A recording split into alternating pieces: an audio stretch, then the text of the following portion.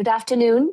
Thank you all for taking the time to join this discussion. It's great to have you all here for the fourth webinar in the Collab Matters webinar series. I'm Zibi. I'm the communications director for Saamuhika Shakti, and I'll host and host the session for you guys. Before we dive in, I just want to take a few minutes to give you some background on this series and what Saamuhika Shakti is. Collab Matters is a 5-part webinar series which is brought to you by Saamuhika Shakti and Sattva Consulting. Saamuhika Shakti is a Bangalore-based collective impact initiative of 11 organizations working to enable the informal waste pickers of Bengaluru to have greater agency to lead secure and dignified lives. Sattva Consulting, a global impact consulting firm based in India, currently serves as a backbone organization for Saamuhika Shakti. And Saamuhika Shakti was initiated and funded by Sweden-based H&M Foundation. Over the past 6 years, Saamuhika Shakti and Sattva have been deeply involved in facilitating collaboration among the diverse actors of the implementing organizations from BBC Media Action, CAIF, NBU, Hasuradala, Samba Foundation, Social Alpha, Sparsha Trust, Udyam Learning Foundation, and Water Aid India. All of them working to address the complex and interlinked social and economic challenges faced by the informal waste picker community of Bangalore. This obviously, and has been, it's not been an easy journey. It has brought a lot of breakthroughs, a lot of challenges, and different ways that Saamuhika Shakti and its partners have had to adapt to the current and ongoing situations on ground. In today's session, Measuring What Matters, the role of evidence in collective action, we will explore what does a collective actually need to know in order to decide, adapt, and keep moving, and what evidence earns its place in answering that. We will look at what timely, usable evidence looks like in collective action and what it really takes to act on it. For this discussion, we have Chandan Jain from 3IE, Marianne McPherson from the McPherson Collaborative, and my colleague who leads the MEL function for Saamuhika Shakti, Shantanu Dubey. Arjun Bahadur, who is the executive director for Saamuhika Shakti from Sattva Consulting, will moderate the discussion. A few things before I pass this on to Arjun. Just wanted to share, all those participating, if you can add your name and your organization, just to introduce yourself. You can use the chat box also to introduce if you would love to do that. And if you want to keep your videos on, please do. Otherwise, it's okay. We request that you keep your audios mute though, so during the conversation. And if you have any questions, please include them in the question box or in the chat box. And we will take questions in the latter part. We have 15 minutes set aside for the Q&A. And if maybe the questions will be answered during the discussion. If not, we will ensure that it is during the 15-minute Q&A time that we have set aside. And with that, I will pass it on to Arjun. Thank you. Super. Thanks very much, Zibi. Very good afternoon to everyone who's joined us. And if you've joined us from different parts of the world, then good day and good morning, good evening, based on where you might be. I'm super excited and feel privileged to be able to moderate this very, very important conversation. As a quick introduction, I lead a lot of the collective action work for Sattva, and in my experience, I think one of the things that we've learned over a period of time is how do you balance the tension between, is a collective action really driving better results, or are we solving for collective problems that kind of show up, and what is it that we can measure that tells us whether we are really making progress that was stated, which is the outcomes that were called out, and with some of the unstated outcomes sometimes that become very, very critical in terms of how we define success for collective action. And so today's session then is very, very relevant from that lens. And we want to talk about quality of collaboration. We want to talk about what is it that is helping us determine that progress is happening. And in that lens, the questions around what should we measure, when should we measure it, and how do we know whether what we are measuring is actually useful for us? And I'm pretty excited that we have Dr. Chandan Jain from 3IE, Dr. Marianne from McPherson Collaborative, and Shantanu, who I worked with on the Saamuhika Shakti, bringing in various different perspectives to this. Global perspectives, internal perspectives, with Chandan doing the third-party evaluation from an outside-in perspective. So I'm very, very confident this is going to be a very enriching conversation. And I'm very grateful for everyone who's joined. We've had some fantastic interest in this. We've already, some questions have already come our way, and some of those questions just kind of make me feel that this is very timely and useful. Questions on collective action is slow. How do we know the results are working? How do you measure abstract outcomes? How do you measure additional impact that collective action should probably drive? How do you maintain integrity between qualitative, quantitative evidence? And so some of this I'm very hopeful that we will answer as we go through this conversation. If not, we will pick up specific questions at the end. So my request is if you have a question, please drop it in the Q&A box, and we will make sure that one of our panelists will answer it. And if not, then we'll get to it at the end.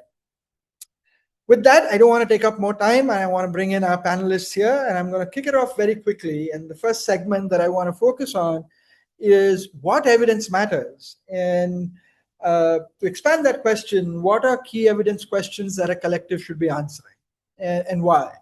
And with that, I'm going to go to Marianne first. And Marianne, you worked with a collective range of issues and geographies, and I want to start at the most fundamental. What are the core questions a collective's evidence base should be able to answer? And it would be great if you can double click on, stated versus unstated.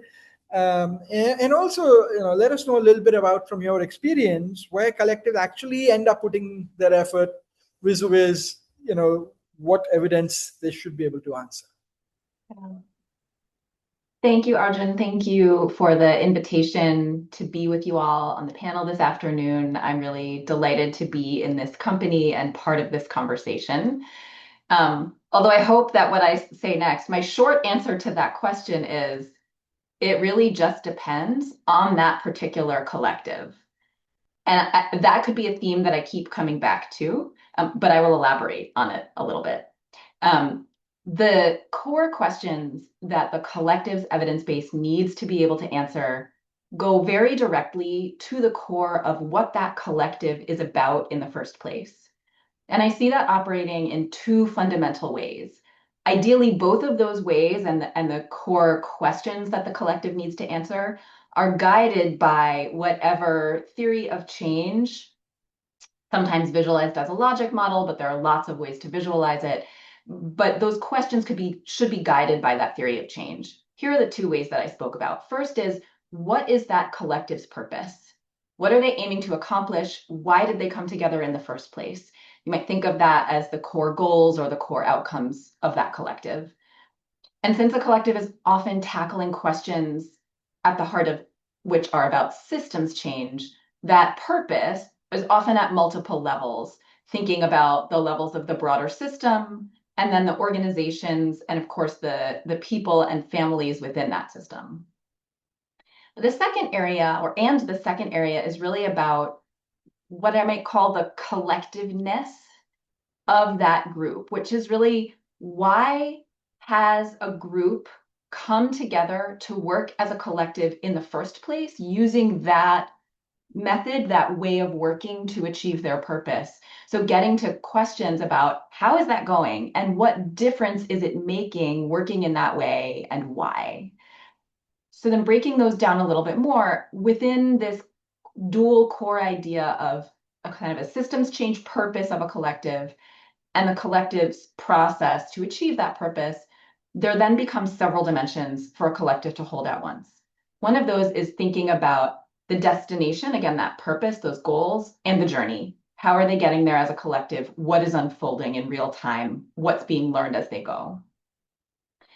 Thinking about ways to hold a vision of success as encompassing outcomes or results processes, and relationships all together as interrelated dimensions of success. Having questions that can illuminate what is happening and why. So what are the data telling us? Questions that can get to the so what, which are the implications of those data. And then the now what? What are the actions that the collective might need to take or not take based on the data that they have? This is likely almost always going to require both qualitative and quantitative data sources and methods. And measuring only that destination, only the final outcomes, or only quantitatively, which is tempting and can happen, is one of those ways that a collective can kind of quietly lose momentum, lose trust, and or not achieve their goals. So then getting back to the questions just briefly, in this context, the guiding questions aren't just theoretical.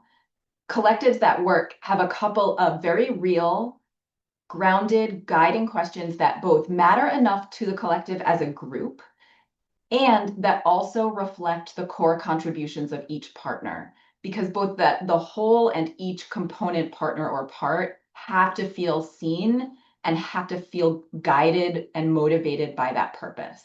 So these questions have to be specific, motivating, answerable. And I'm going to give you just a couple of examples. The largest scale collective I've been part of was called 100 Million Healthier Lives. It brought together hundreds of partners across 30 countries. And every partner who joined it was asked to hold a couple of guiding questions throughout the initiative.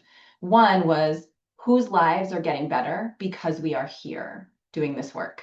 And that was not a theoretical question. It was an invitation for each partner to say, who in our community, whom that we serve, and how will we know? And the second was, who is not thriving, and what will it take to partner to change that? Questions like those invite everyone in the collective to center the who and how will we know. And they're like, I still feel it's early in the morning where I am. I still feel like those questions wake me up and invite me into a really critical examining in a way that feels exciting, motivational, but then can get really grounded in the measures that we use. Wow, thank you so much, Marianne. And there was so much packed in that answer. And I'm going to try and bring out 2, 3 things that stayed with me. One, I think the point that you brought out about process and relationships. And I think we end up sometimes focusing too much on the process, not enough on the relationships. And sometimes that really affects the health of the collective because it is about relationships as well. The other thing I think you spoke about is, the levels of purpose. And the levels of purpose, again, could be stated or unstated or based on the process and relationships. But also, I think the important point you brought out was the ways of working and the need to not just focus on the levels of purpose, but also making sure that the ways of working are also defined and aligned with every member. Interestingly, I think we all kind of, say what, why, and we all talk about the so what, but I think that the now what is an interesting angle that you brought in. I think while we may be measuring the so what or what we're doing, if you're not measuring the now what based on things that might have happened within the collective, I think becomes an important question as well. Super, thank you so much. And I'm going to now go to Shantanu. And Shantanu, you've been part of Saamuhika Shakti for a long time now. And the collective itself has been operational for about 7 years. Just building on what Marianne said, there's so much that needs to be done. Can you share insights from the work that you've driven at Saamuhika Shakti in terms of how do you even prioritize any of this, right? And are there any critical lenses that you found very useful in terms of figuring out when we start to think about generation, what helped you prioritize and what might have been some lenses that really, really helped you? Yes, thank you so much, Arjun, and very good to be here again. And thank you, Marianne, for that extremely, extremely useful bird's eye view of what does it take to be in a collective and what does measurement really entail, and what are the contours, what are the boundary conditions essentially that one has to be mindful of. I'll be drawing on a few aspects and then that you've shared and try to map it on to especially my experience with the Saamuhika Shakti Collective based out of Bangalore. As I do that, first, right at the outset, what I want to do is I want to draw our attention back to the very premise behind that goes behind choosing the collective action approach as opposed to the conventional social programming approach. And as we may be really aware that it is precisely that very hypothesis, working together produces more than working separately. And that is the claim, and it is one that is rarely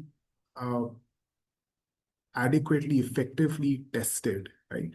And yet, when we ask the simple questions, all that you've outlined, Marianne, plus other questions that that come our way to do with whether we are making progress, we try to answer it from a very single unidimensional vantage point, right? When we were unpacking Saamuhika Shakti's learning needs and building the measurement approach, we started where most people would, right? We tracked what each partner delivered, which is program progress reporting, and we put in place an independent impact evaluation as well to determine what was changing for the community. But we soon came to realize that outputs arriving on, say, a schedule is not the same thing as progress in the collective impact context. What this means is that delivery is not the same claim as energy. They are not on the same plane, which in effect is what the collective model intended to foster, right? And what we figured was that we were losing sight of the very mechanism, that is of the collective itself. So, Arjun, to your question, we began asking ourselves different questions, or like all these questions in part came our way and we sort of formulated them. That our collaborations actually working? Is the quality of collaboration improving? Are partners truly aligned to the common agenda? That is the North Star that every collective is geared towards. And are they essentially reinforcing each other, or are they simply running in parallel? Now, this matters because it is what makes or breaks a collective, and it carries real implication for whether the collective ever achieves its shared vision. And what we have figured is, or what we have sort of arriving at is that it has to be gauged separately, because such aspects around collaborations are typically invisible in reporting by design, and essentially live in those gaps between reports, essentially. But again, to your question, in summary, we built a framework. Our shared measurement system was built on a framework which looked at three aspects, or three things together: partner delivery, collaborations, changes in the community, and systems level as well. And the one we had to consciously prioritize was collaboration. Yeah. Super. Thank you, Shantanu. And I think thank you for bringing out the fact, while it's obvious and you would think it's obvious, but in my experience as well, sometimes we overlook the obvious, right? And keeping sight of the collective, I thought, was a very powerful statement that you made. And you also, thank you for opening that up for us, right? What does it really mean? And I think the three-part framework that you gave us, not just tracking what the partners are doing, because that's pretty much what you would typically end up doing anyway, but also having a separate focus on the quality of the collective action, which means that tracking collaboration as a separate outcome metric is useful. And maybe when we come back to you with more questions, it'll be helpful to understand the systems bit as well. But what I also took away was that we need to shift focus from answering a single point of view to making sure that the collective focus and the quality of the collective remains equally important. You also mentioned something called the common agenda, and I think that is an important aspect of understanding while individual outcomes are important, the common agenda becomes very important as well. And the outputs that we end up tracking sometimes are not necessarily the same as the outcomes for collective impact. So I think those are all fantastic points that we should probably keep in mind. And maybe we'll open some of that out as we move forward. But I want to go to Chandan next. And Chandan, you bring in a very, very important outside-in perspective to collective action. You've done a lot of third-party evaluation. You're able to kind of come in and have a view that's very different for people sitting within the collective, who sometimes get so bogged down by the day-to-day that it's easy to kind of lose track. You also get the funders' point of view in, because at the end of the day, you were answerable to the funders from a third-party lens, and it'll be interesting to hear from you in terms of how that and how do you view this problem, and according to you, what else should a collective really be measuring? And what would be really great is for your point of view on, when you look at it from the outside in, where are collectives actually putting in effort for measuring, and what are they really measuring? Whereas from your point of view, what might make it more important to measure? Sure. First of all, thanks, Arjun, and also thank you to the Sattva team for inviting me for this panel discussion. So I think I'll start by summarizing what Marianne and Shantanu sort of mentioned, that the focus of a collective in my mind should be on three things. First is to figure out and make sure that individual partners that are there in the collective, they are able to deliver what they're promised to do. And that's something that's sort of easier to do using, say, a program MIS. Second is to look at to what level these partners are able to work together, to what level they're able to sort of collaborate, help each other, and basically achieve a purpose which is higher than what they would have done if they were to work independently. And third is to basically look at what is the consolidated or the aggregate impact of the collective on the target population.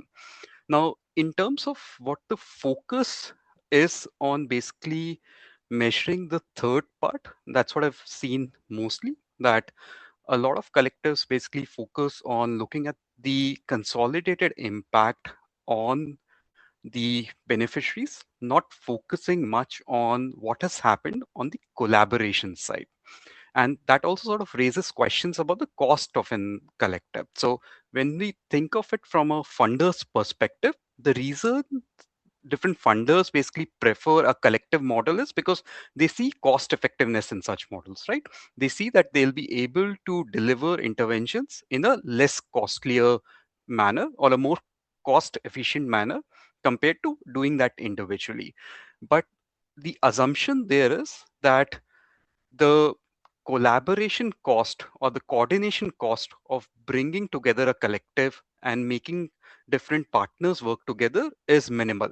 However, when we have seen this in the context of Saamuhika Shakti as well, it's very difficult to bring different organizations that have never worked together to come into a group and suddenly start working together with each other. And in a way, what we have seen is that for some partners, it might actually have a negative impact because you're forcing them to work in a certain manner, which would basically mean their cost of delivering the intervention is much larger compared to what they would have done on their own. So what I feel is that as a collective, we need to also think about what are the challenges that are there, which is affecting the overall delivery of intervention. Does it mean that your cost of doing operations or cost of delivering interventions, are those going up because of the fact that you have to work with a certain agenda in mind?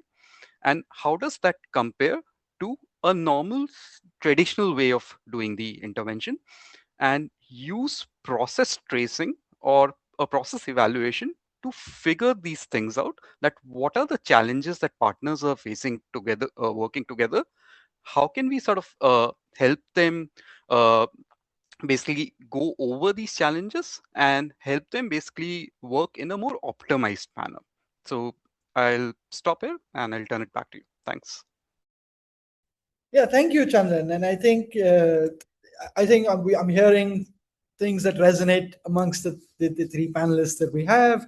I think your point on individual partner delivery, which Shantanu also mentioned, I think is something which we are hearing time and again is the one thing that most people would definitely measure anyway as part of collective action. But I think what you're additionally adding is the consolidated impact and the measurement of the consolidated impact, which should also cover measuring how the level of working together. And thank you for bringing out the most important aspect in any collective action from a funder's point of view, which is the cost.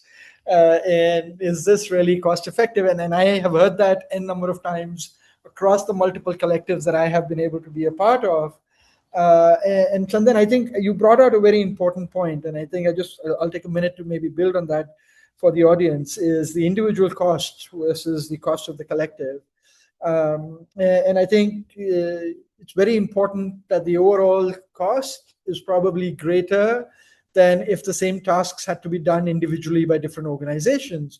But in my experience as well, I do realize that sometimes individual costs are actually higher for an organization that isn't equipped or hasn't worked in collective action earlier. But I think the way to balance that is to see with that increased cost is still the overall cost getting optimized and effective. And so while individual costs for an organization might be slightly higher if they had to do their bit without a collective, the overall value to the collective is still greater, and the overall value that you arrive at justifies that increase in cost. And I think that becomes an important aspect to consider as we think about the cost from a collective action. Super. I think this has been really, really useful. Thank you very, very much. I'm now going to shift gears a little bit. I think what we've done so far is we've clearly established that measurement in a collective action is not unilateral, is multi-dimensional. We've also opened up the fact that while we measure defined stated outcomes, there is also a process level lens that we should focus on, and it's important to measure process as well. And we must be very, very conscious of our cost, the cost of our choices in driving that collective action and making our decisions based on that.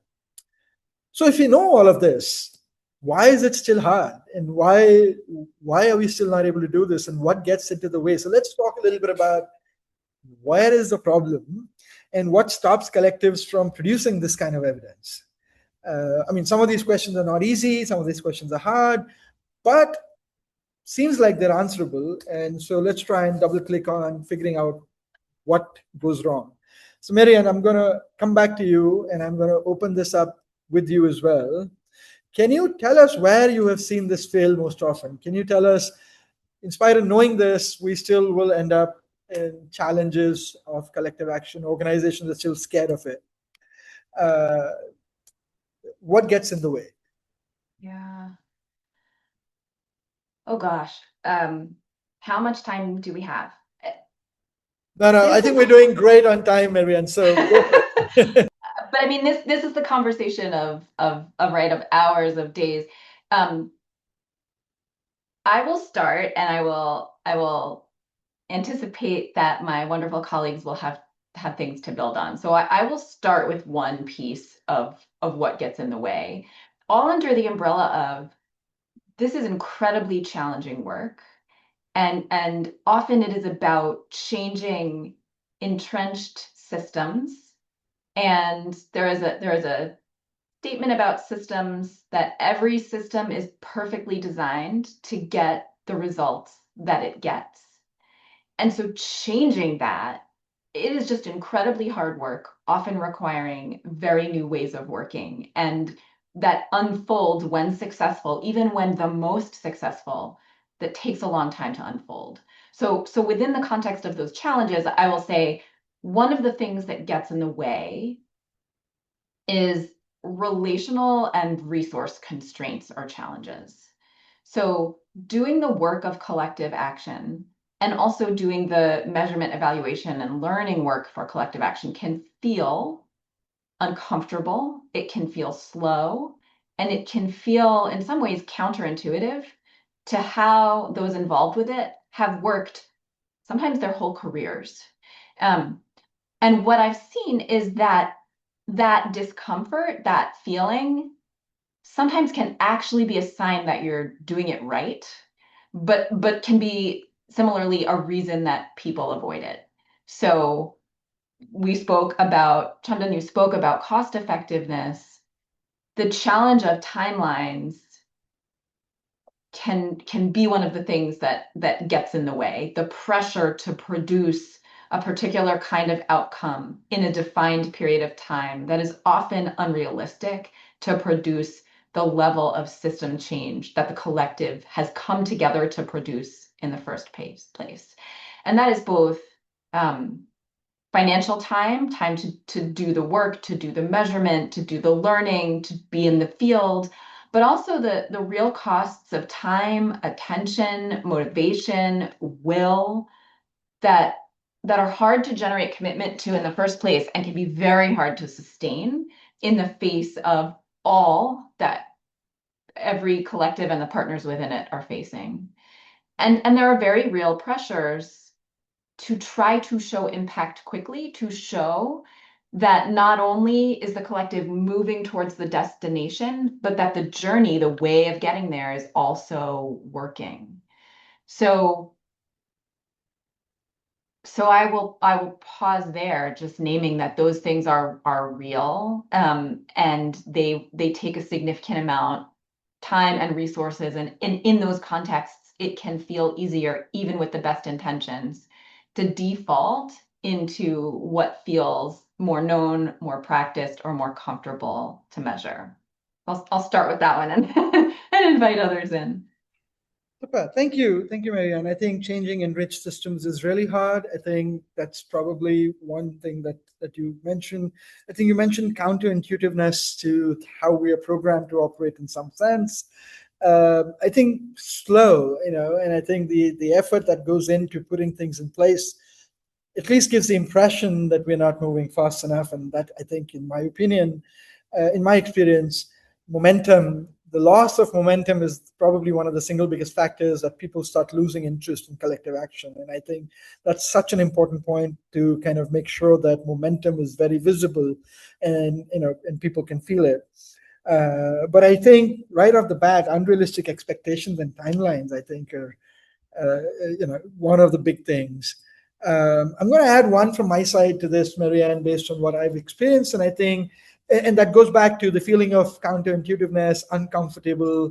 And I think in the design of collective action, it becomes very important to create spaces for disagreement.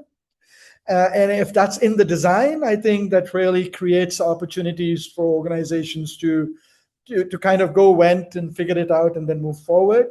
The lack of those spaces and trying to prevent disagreement actually is counterintuitive and makes it really, really hard. So actually creating those spaces, in my experiences, is important.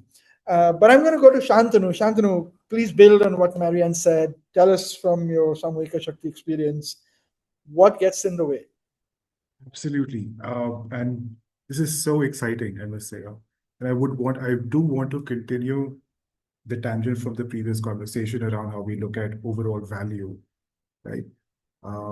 But first, in parallel, what I want to do is come back to the question first and then build on the previous discussion and essentially trying to tie them together, right? Just like Marianne, the one short answer here is that working together is absolutely never easy. In the order of things, it is the hardest, I must say. And a lot of this difficulty comes from the experience of, this idea of competing theories of change that we've been very used to. That is to say that we are used to competing for the same resources, the same time of the community, and so on, right? And that is part of what makes makes a problem wicked in a sense, because of varying priorities, every actor ends up framing a problem differently. And that in effect is compounding the discomfort that Marianne was talking about. Why? Also because in a collective impact context, we are moving away from that competition tendency to a more collaboration orientation, collaborative tendency, which is not easy. What we are more used to, we end up sticking to just our own usual ways of behaviors. And I think, as you all know, perhaps much more better than me, and colleagues in the room can, of course, attest to it also, that this transition takes quite a bit of time and deliberate work. That specifically, Arjun, coming back to your question, I will draw on the wider experience here from not just Saamuhika Shakti, but other collectives that we have been a part of and uh, just essentially learning from as well. Coming to the collective impact approach itself, it is the approach itself is very young, so to speak, in the global south, and more so in the Indian context. It is effectively, if you look at it, it's an unfamiliar territory. There are fewer precedences to look at, uh, uh, even fewer practitioners who have done the same kind of work, albeit differently, to learn from. And more importantly, there is that lack of shared language. And I do want to emphasize that shared language is essentially in my, as I have seen things, operates as a connective tissue. And it matters more than what we usually may want it to be attributed as, what people usually expect. A good deal of what we do, we are working out as we go. And same has been, at least my experience with Saamuhika Shakti, right? So that's one to do with nascency of what the model is, lack of familiarity, and as such. The second is to do with capacity, and this is very strongly linked to the resource constraints that Marianne mentioned. Most organizations very simply are not just set up to do this kind of measurement or think innovatively, or for building their even existing teams' capabilities. And I do want to stress that this is not just about implementation partners. Funders and backbone organizations alike are often just as undercapacitated. However, across spaces that we are a part of, everyone, other colleagues end up thinking that there's somebody in the room who has that muscle, or that, magic wand, so to speak, very loosely. But that is honestly not the case, as we all may realize. Further, and the third one here is a more uncomfortable one. It speaks to power relations. Candidly, evidence inside a collective is never neutral, because the same evidence that feeds learning also feeds funding decisions. Yeah. So when we ask a partner what is not working, we're asking them to be honest and share candidly in a room that also has a say in their future. That experience itself quietly suppresses the exact learning that we require and we are most interested in.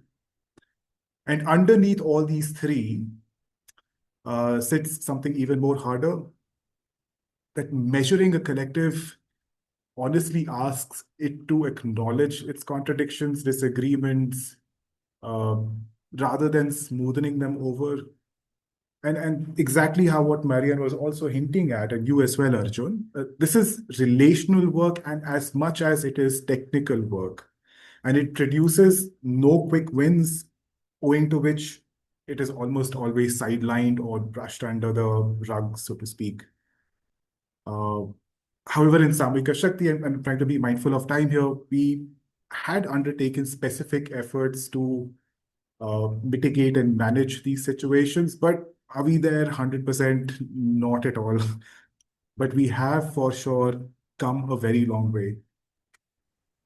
Thanks, Shantanu. This is helpful. And firstly, I want to thank you for calling out the fact that we are in some way talking and associated with social impact. And I think that is one dimension that we hadn't brought in earlier into the conversation. And I think social impact adds an element of complexity as well, which you nicely called out by saying we are competing for the time of the same community members or the same stakeholders in some sense. And that itself can become a conflict that has to be resolved in collective action.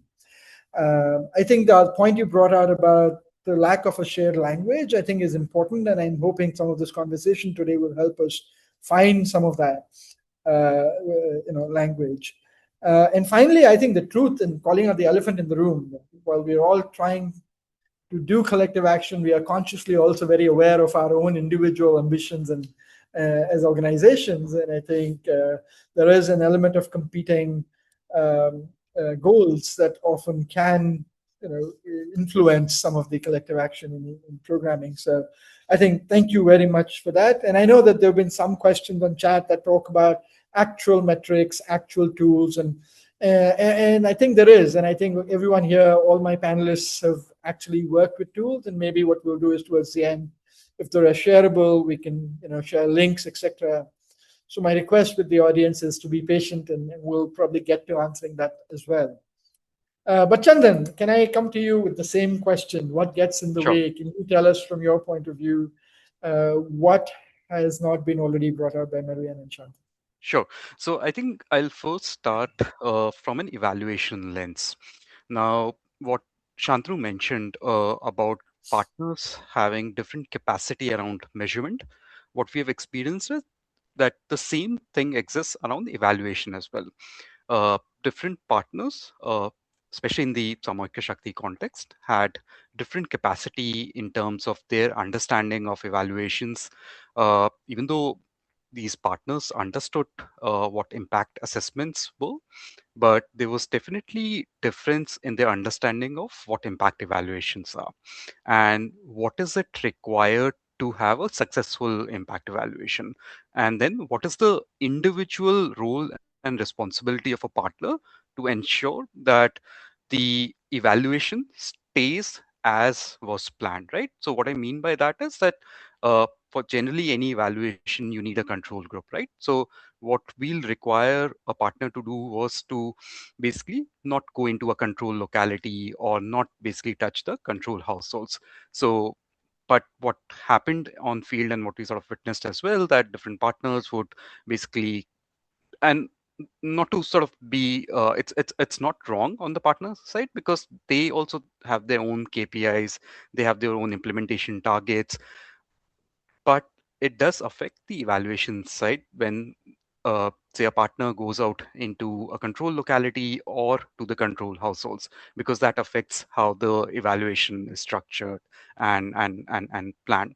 So I think differences in the capacity of the different partners, then having different understanding about their own individual roles and responsibilities within the evaluation. And I think the third thing is not having a clear learning agenda. And even if collectives may have a learning agenda, but not having that at the right time and not having partners co-create that. So what we don't need is that we that the learning agenda is, say, created by a third party or a different organization and is given as a document to the partners for them to sort of follow. What I feel is it should be the other way around, that partners, the backbone and the funder needs to basically come together first, co-create a learning agenda that will help you help you sort of make sure that there is then ownership of that learning agenda amongst the partners, and then they understand what is it that's required at their end to be able to meet the needs of that learning agenda. So I'll pause there. Thank you, Chandan. And I think you brought out a couple of very, very important points in my mind. I think one is the thing that you ended with, the need for a learning agenda. And I think if that's not built into a collective action design, it's really hard to kind of have points in time where organizations can reflect and kind of build on the work that they've been doing.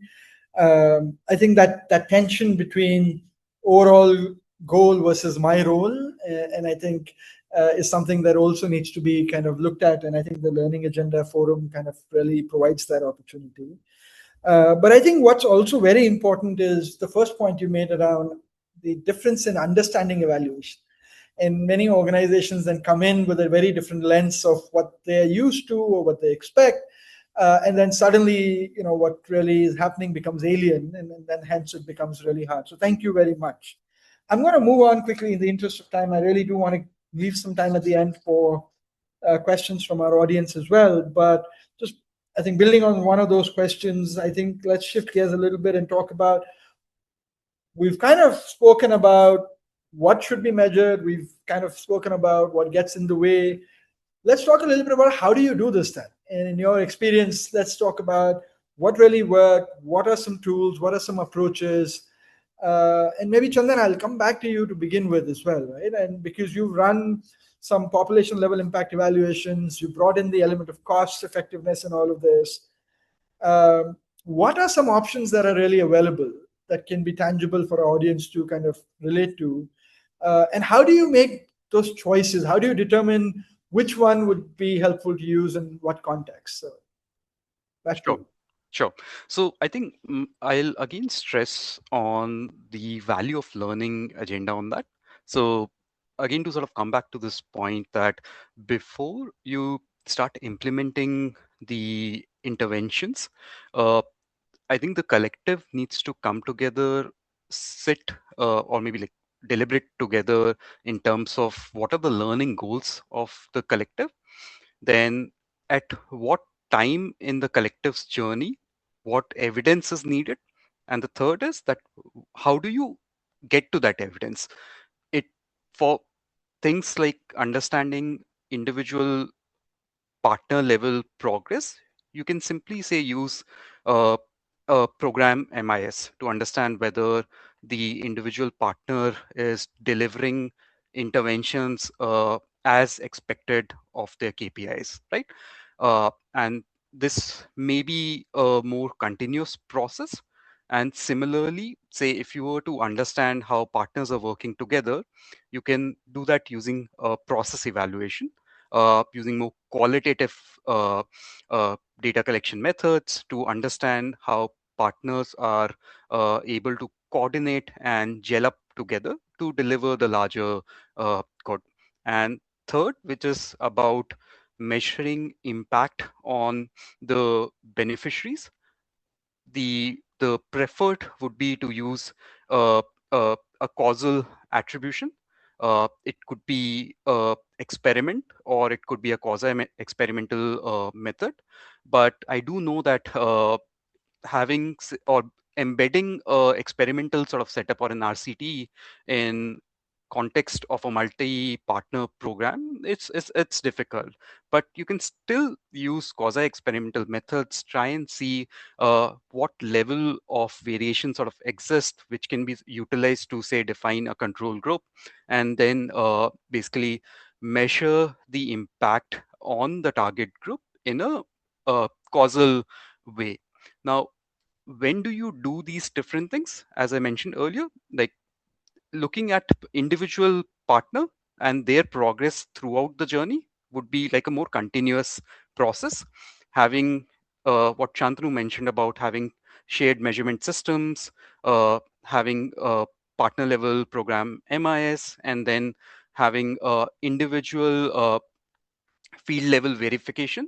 I think these are things that can help you triangulate information at the partner level and see whether partners are delivering what they've been asked to deliver. At a more collaborative level or at a more collective level, to understand collaboration, as I mentioned, using qualitative tools and doing it, maybe say doing some rapid assessment at the start to understand what is the initial level of understanding of a collective amongst partners, and then sort of repeating that exercise after some time to understand what was their initial understanding, what was the deviation, if they were if there were steps to align their understanding, whether that worked or not. And then once you know that the collective is working fine, then think about going into an impact evaluation. But what happens often is the reverse, that funders would basically start with an impact evaluation in mind and then later realize that we need to understand the other two aspects as well. So I'll pause there. Super. Thanks, Chandan. Very quickly, you spoke about two parts of this, right? One was the design phase, and you said how important it is to define learning goals, define what evidence is required, define how we're going to do this right up front. And I think getting that solved for in the design will really go a long way in determining the health. But also, I think you also spoke about three levels of measurement. One at the program MIS level, which could be individual organization based. You also spoke about qualitative measurement at the collective level, the coordinated level. And finally, I think you spoke about the impact overall and the importance of keeping that in mind. And you also brought out the points on when we should possibly be thinking about this, one leading to the other and not starting at impact and trying to move backwards. So I think, thank you so much for sharing that. But Marianne, I'm also seeing some questions in chat, and I think there's a lot of, this is all great, but can you give us examples of how it's worked? And given that you've been part of so many collectives, can you talk to us a little bit about some examples where you've seen the approaches that work, and tell us a little bit about practical tips that our audience can take away? I will do my best. Yes.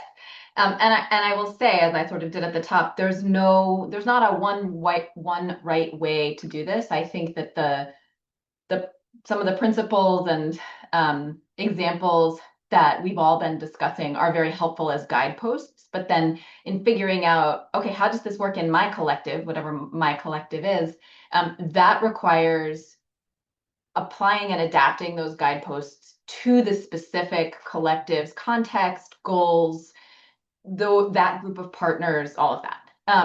So I will speak to some examples. I've seen these both in the seat of an implementer of the collective, a partner in the collective, as well as an evaluator, learning partner for collectives.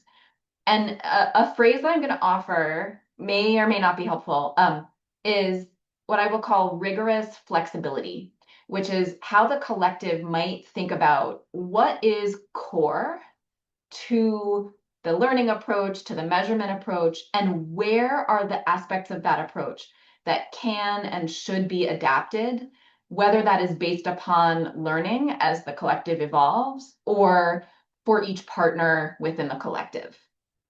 So I'll share two examples. Both of these come from work in the United States. I hope that they may still be relevant.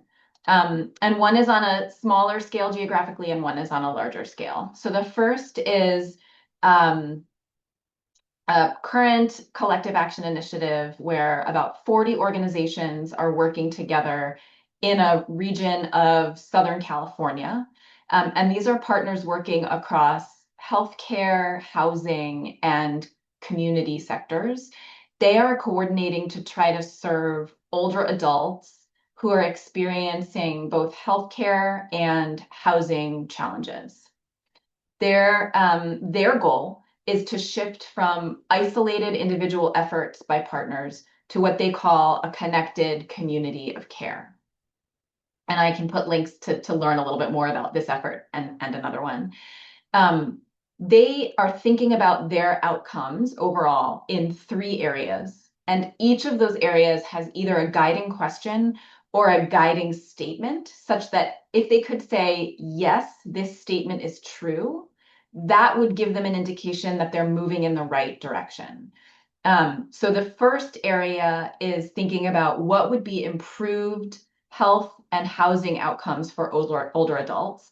Those are guided by the question of that I shared earlier that's been adapted now in multiple initiatives of whose lives will get better because we're here doing this work.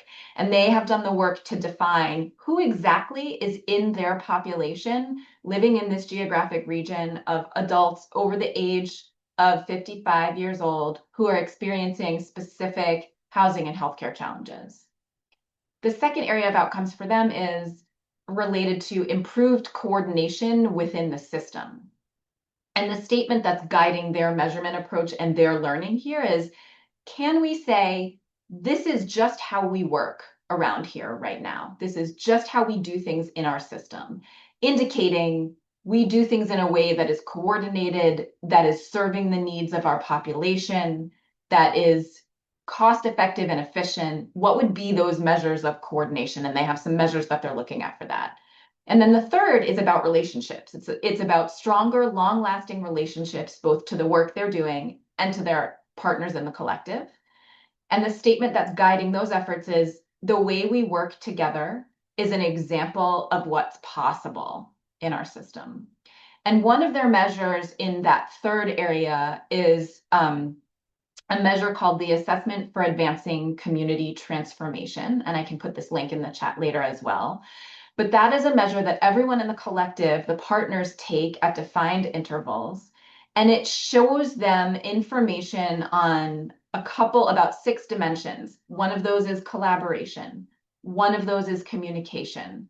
One of those is how they're using data to plan for action. And the leadership group of partners is using the data that they get from that tool, again, at particular defined moments in their work to say, okay, what are the 1 or 2 things that we will focus our work on as a collective to try to improve on one of these measures, whether that's collaboration or communication. That's one example. Shall I save the other one for later or for the chat? I know I took a little bit of time on that. No, you go ahead, Marianne. Okay. A couple of minutes and please share. Okay, thanks. So that was, again, on a smaller geographic scale. This other one is an initiative called Wellbeing in the Nation Measures. And this was a measurement effort intended to guide multiple different collective efforts, kind of currently and in the future.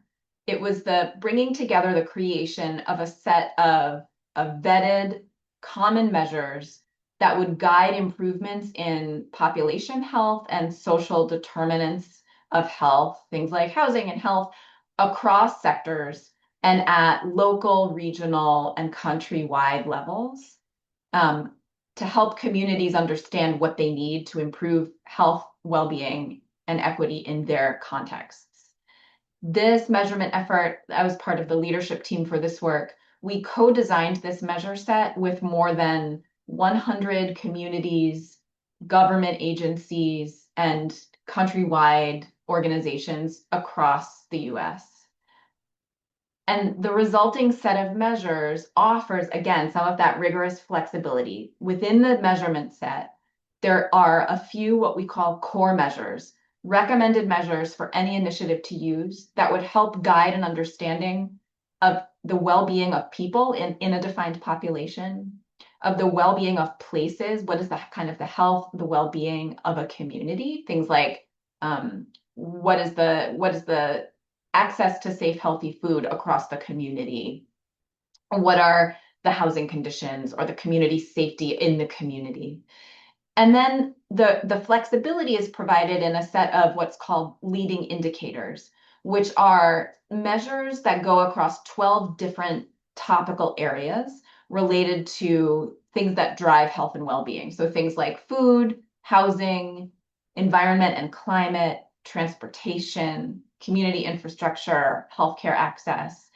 And that's a place where, again, any particular collective or a partner could say, well, I as a partner am particularly working on food access. So I'm going to go to this measure set and see about trying to use this measure. And that, again, offers some of that rigor in the core set and some flexibility in the leading indicators. Super. Thank you very much, Marianne. This, I think, for me was very useful. I think the structure that you gave, I think, is recognizing and calling it out is very important. Some of this is, when you hear it, you're like, yeah, that's obvious. But then you also realize that you hadn't thought of it. And so it's important to kind of put it out there. So I think if I summarize what you said, it's important to answer questions on who gets impacted. It's important to answer questions on how we work and put some measurement around that. And finally, I think it's important to also measure the way we work so that the relationship aspects also are being monitored and tracked. And I think what you mentioned later on, I think 2 points that stayed with me that are very, very critical. who owns this measurement effort? And the fact that you went out to the community and got those inputs from 100 of those people, whatever comes out of that, I think there's going to be a lot more ownership, and hence that measurement is going to work, I think, as a foundation of what you could expect.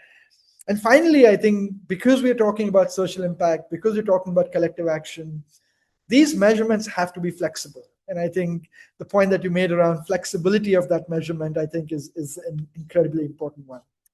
I do want to take up a couple of the audience questions as well. So Shantanu, I'm going to come to you, and maybe in 5 minutes, if you can build on this and maybe tell us a little bit about how you've seen some of these approaches, and if you have any examples that you can share with us. Absolutely. Right from the beginning, very much aligned with the thinking that Chandan and Marianne have shared. Again, in Saamuhika Shakti's experience, we too have tried a range of methods. Again, tools and resources are in abundance, right? And we are spoiled for choices. It's just more about what makes more logical sense at what point in time you are in your maturity, the collective's maturity, that is. So based on that, you select. But again, emphasizing what both, especially Chandan, had highlighted. That is the non-negotiable here being the learning agenda. I would also go on and add that when it comes to social programs, especially collective action, there are certain embedded decision cycles. So we should align our evidence production side of things to the learning agenda plus the decision cycle, so that they seem a little more intuitive. And this is what we essentially try to do in Saamuhika Shakti. Also, I want to be a little more provocative.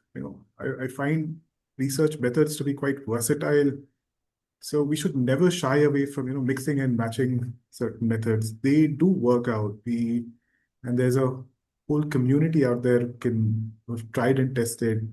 And from that experimentation or trials, essentially not experimentation, but is what we in Saamuhika Shakti arrived at a collaborative activity logging system through which we are able to see what are we collaborating for. Who is it that is collaborating with each other, right? What are we collaborating for? For what purpose? And how is that collaboration tied to which pathway in our theory of change or sub pathway? And we can go to as much granularity as we would like. And all of this sort of happens in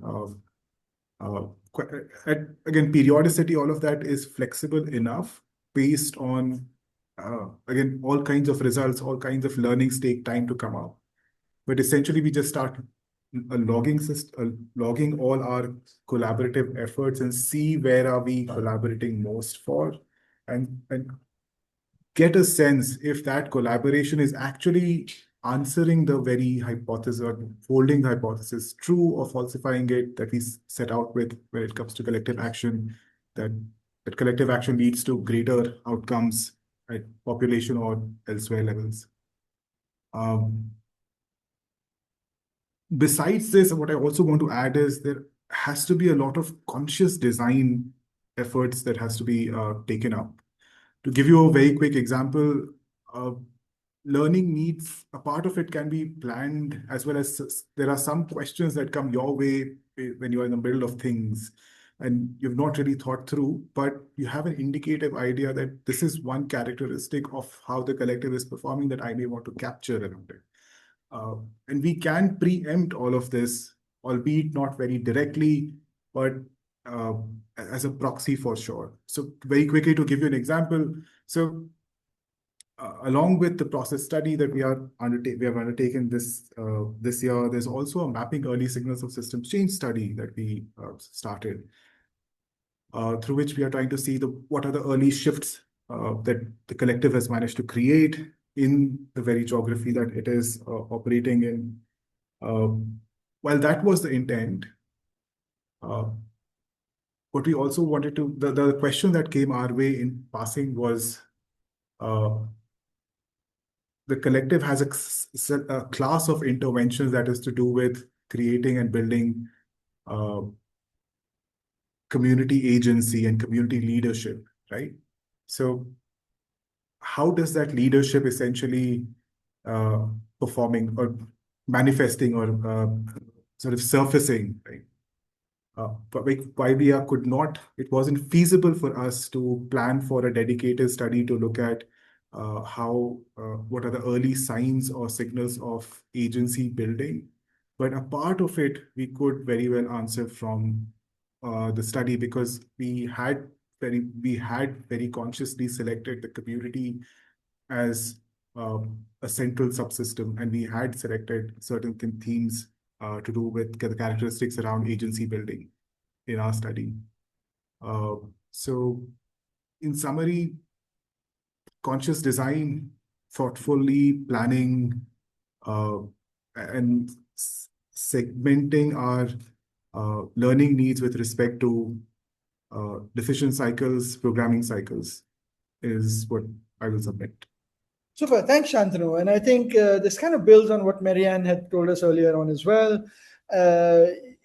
Any and all measurement for any collective action has to be designed for that particular collective action. So there isn't really going to be a copy paste from they did this, I'm going to do the exact same thing, and it'll give me the same result. That's not going to happen. So I think your point to tracking what's happening and then building on that and then designing it in terms of tweaking progress, learning from progress and then data, and then tweaking how you want to continue to measure is something that you are saying has worked for you. And I think not sticking to one method, but being open to being, and being flexible about mixing different approaches with the end purpose in mind.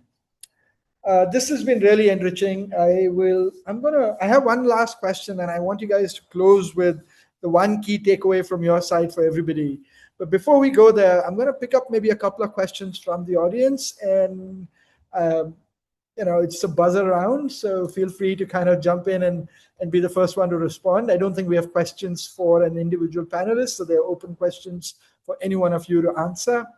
I think one question that is important and to clarify is saying that should the learning agenda flow from the organizational's learning agenda to the collective learning agenda, or should it be the other way around, and should the collective learning agenda kind of define organizational learning agendas when we talk about collective action?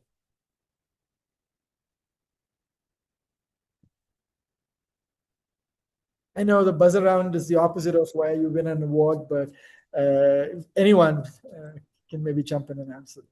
So maybe I can start. So I think, like, personally, my priority would be that you start with the collective's agenda first, and then sort of move into the individual organizations. But would love to sort of hear thoughts from Marianne and Shantanu as well.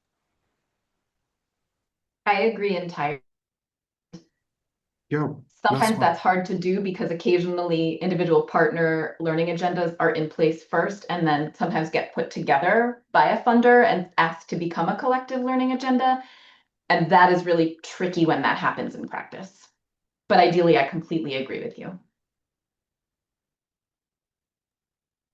Super, that was simple. But and my panelists will agree with me that it's not as simple as it always sounds, and that's where a lot of that tension has to be resolved. But I think broadly we're hearing that it's important to have the collective agenda central to kind of inform all other learning agendas.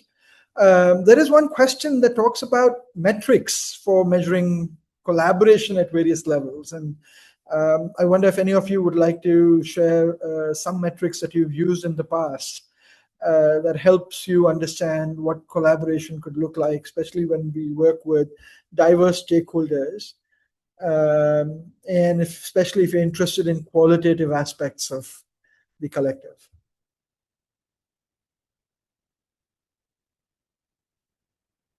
I'm happy to start. Go ahead, please, I would like to build off Shantanu's sort of mix and match approach. So I've done this multiple different ways. There are certainly standard measures for collaboration. I mentioned one of them before. That ACT tool includes collaboration. It's one of many, many out there. Those can be helpful. They can also be time consuming. Another way I've done this is for the collective to identify what would be different in the system if we were collaborating well, and what could we measure in that regard. So if there's something about a population receiving services, can we measure the time it takes for them to receive services, and is that time shrinking? So what might be indicators like that? Third is, and I know Saamuhika Shakti does this quite well, is what are the collaborations that are happening? What are the shared activities? And are those happening in a planned or a spontaneous way? As well as, are there indicators of collaboration that are moving from kind of what the backbone is requesting to what partners are organically doing and owning more in their system? And qualitatively, I spent a lot of time talking to partners to get underneath not just what's happening, but why is or isn't it? What are the barriers and facilitators, and how can that be used in identifying potential areas for improvement going forward? Awesome. We are at a point where I need to hand it back to the hosts for them to kind of talk about next steps and how we can go from there. Before we do that, I do want to request my panelists to take 1 minute each and put out that 1 or 2 sentence key takeaway from their side. Again, I know we haven't been able to do more than scratching the surface on this. It's such a complex space. I also hope that the host will be able to collate some of the inputs on the chat and share it with everybody. I think Marianne has posted some really useful links. We'll also be happy to kind of get back and come back to you with collated versions of what we spoke today. But I'm going to go to Shantanu first, and maybe then Chandan, and then Marianne, you can have the last word for us. 1 or 2 lines of key takeaways before I give it back to Zivi. Absolutely, Arjun. Thank you. In summary, just want to emphasize 2 things. Timing is critical when it comes to collective action. What this means is that measurement is very much a design challenge as much as a program, as much as the designing the collective is. So both should go hand in hand. And with this, I would also want to extend a request that funders ensure that funders or organizations that are enabling collective action or are supporting collective action, they should support the implementation partners with dedicated budgets and budgetary allocations for MEL, for communications, and so on, so that further down that road, capacity building, etc., can foster. Over to you, Arjun. Super. Chandan, over to you. Sure. So I think my key takeaway would be start early on the learning agenda, embed that in program implementation, co-create your learning agenda, and see what evidence is needed at what point. Don't run after a particular method. See if a simpler method can produce the same evidence and in a timely manner. Awesome. Marianne, the last word. Well, thank you. A year ago today, I was in Dhaka doing some work with the wonderful partners on the Oprah Collective, some of whom I see in the room today. And in that work and in many other initiatives, I'll say 2 things. 1, continue to be guided by what brought you together in the first place. Again, going back often to that common agenda, to that theory of change. And the second is really work to keep the process human. If you can find time to be in person and share meals together, to stay open to being changed yourselves by what you're learning. And whenever you can make it fun, that's going to sustain everyone doing the work. Super. Thank you very much. It's been a privilege. And thank you for making time and talking to us. Zivi, I'm going to hand it back to you so that hopefully we'll still close on time. Yes, I think we are right there. Thank you so much, Arjun, and to all our panelists here, Chandan, Marianne, and Shantanu. Thank you. And to all the attendees, a lot of conversation happening in the chat box there. Marianne, I know you have addressed some of those questions, but I think there's still some questions remaining. We'll be sure to connect with each of you. But thank you for taking the time to be here and being a very engaged audience. As I said earlier, this is our 4th webinar. Collab Matters is a 5-part series. So we have 1 more coming up, which is on the capital that matters, that connects. This is about funding models for collective impact initiatives and not just individual projects. So that's coming up. Dates are not announced, but we'll be sure to keep you posted on that. And we will, if we would love to continue this dialogue. If you have any thoughts, questions, please write to us. We are also on social media. We are on LinkedIn, we are on X, and we are on Instagram. We will be sharing some of the resources Marianne has shared and others that has been helpful for us at Saamuhika Shakti. And we are happy to include some of those. Or if you have any questions, please write to us, and we can connect you to whoever can answer those questions best. But thank you once again.